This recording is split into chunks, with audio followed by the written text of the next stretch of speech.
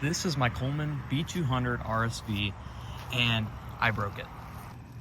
Now, originally, the problem was that I broke my little throttle return spring. Whatever, it's a $2 replacement that I could get at a hardware store, and I could put it on within 15 minutes. But I did a little more digging, and it's a lot worse.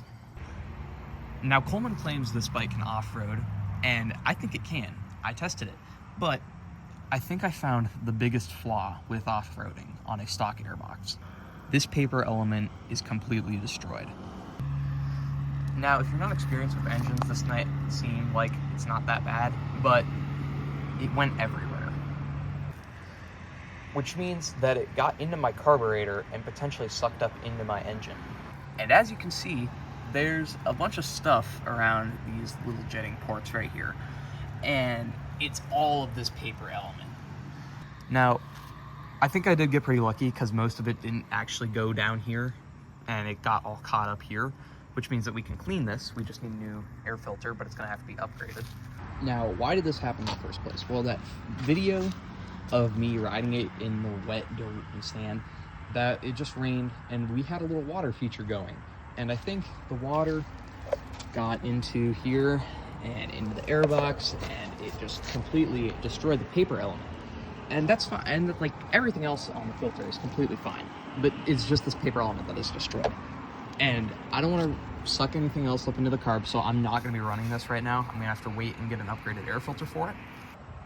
But other than that, this bike is running great, so it's probably going to be maybe 20 bucks to fix, not too bad. So anyway, I'm going to start ordering parts and we'll see what the total comes out to be.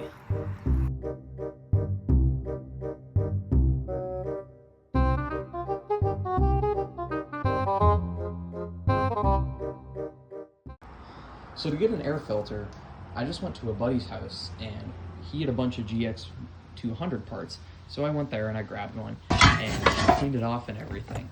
And I figured, okay, this will work great. And I took it home. I ended up cleaning up the air filter and I took it home and I thought, finally, I'm gonna get a good air filter. Now, I took the air filter home and I quickly realized it's not the right size. Now, this is the Coleman 196cc and this is the genuine Honda GX200. I put the foam element from the 196 onto this, and as you can see, it doesn't fit right.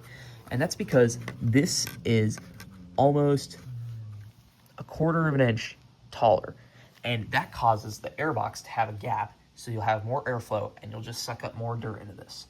So it turns out we're gonna need to upgrade it to a Predator 212 box with just a foam element. So I found this on Amazon. It's an upgrade to a 212 style box, but it's made for a 196cc engine, so everything should fit. We're gonna gamble on it. Hopefully it works. It was 10 bucks. I'm not complaining.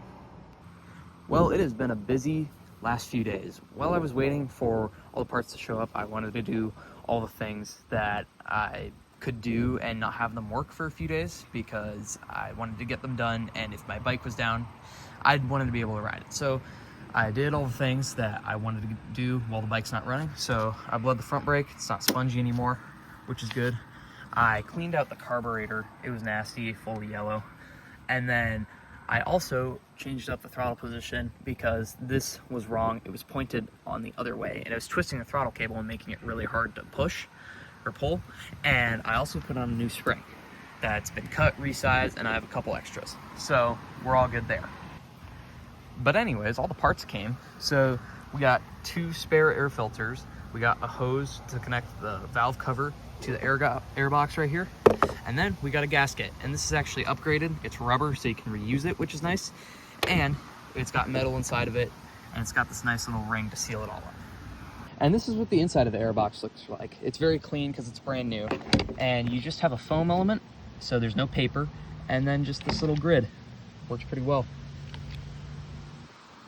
So that means we have 2 spares, but first I want to oil up this filter because none of them came pre-oiled, so I'm only going to do this one, that way these don't get gross, but let's go do that. Now to oil up an air filter, it's actually really easy. You just got to make sure it's all clean, that way there's no imperfections in it like dirt or water or anything.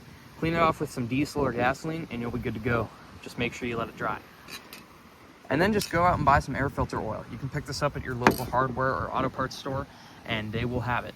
So to put it on, you just take the foam element out And then you just spray it on. And then you have to massage one side in and then do the other side. And when you're done, it should look pretty shiny, and you should also feel an oily texture.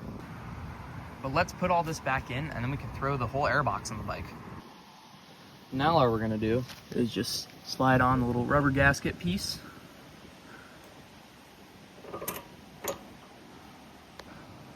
And then with your choke in the on position and your fuel in the off position, you can slide on your actual airbox piece. There we go.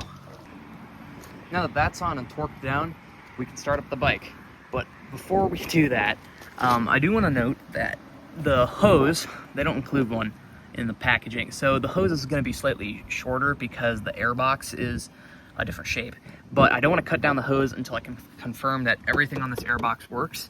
So we're going to start it up without that hose. It's not going to leak out too much oil. It should be fine. Here we go.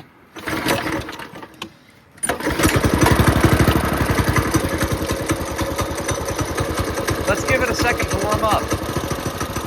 All right, we seem to be doing a bit better. So I'm gonna take it for a test drive. I don't have a GoPro, but that's fine. Okay, well, I went up and down the road a few times, full throttle, flat out, and it didn't die on me, it didn't sputter on me. I think we're good, because that means that this airbox is tuned the right way for this bike, which means it's letting the correct amount of air in. I think we're all good to cut the hose and get this installed.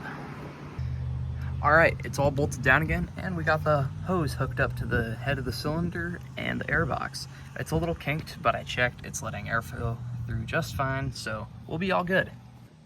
The next thing we need to tackle is I did have to mess with the throttle a little bit, and there's some play in it, so I'm gonna fix that up.